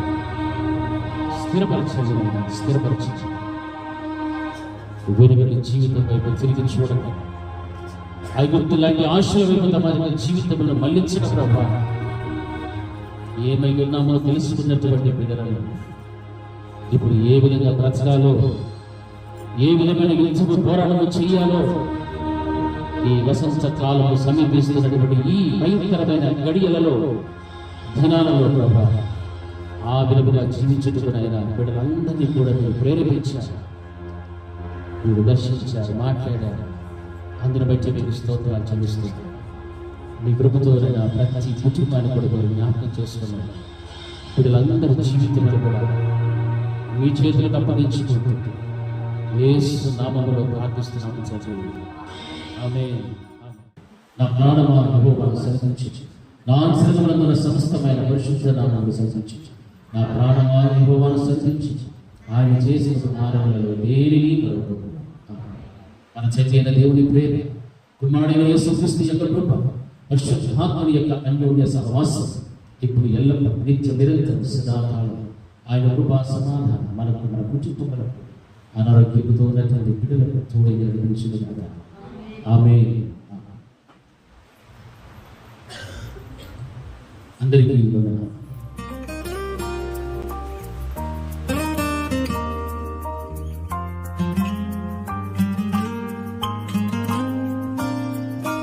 ప్రార్థన వలనే పయనము, ప్రార్థనే ప్రకారము, ప్రార్థనే ప్రాధాన్యము, ప్రార్థన లేనిదే పరాజయం.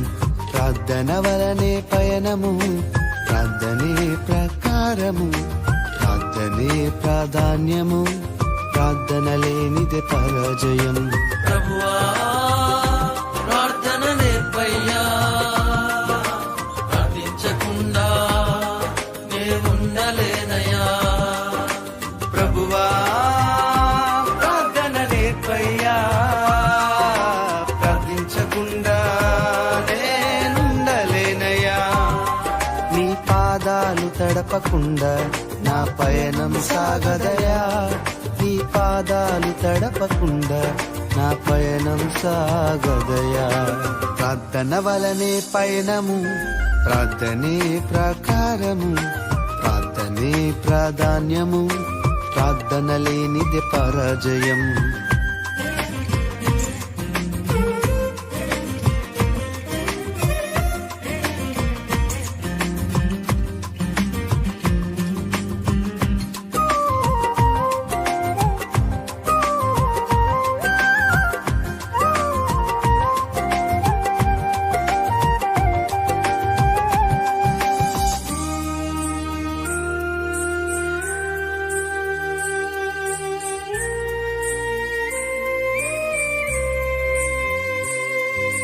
మగమ పమ గరి గరి సని సని సని పమ ప.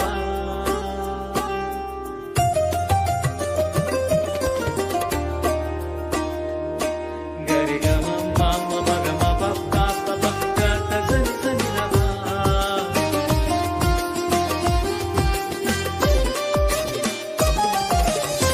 ప్రార్థనలో నాటునది పెళ్ళగించుట అసాధ్యము, ప్రార్థనలో పోరాడునది పొందకపోవుట అసాధ్యము.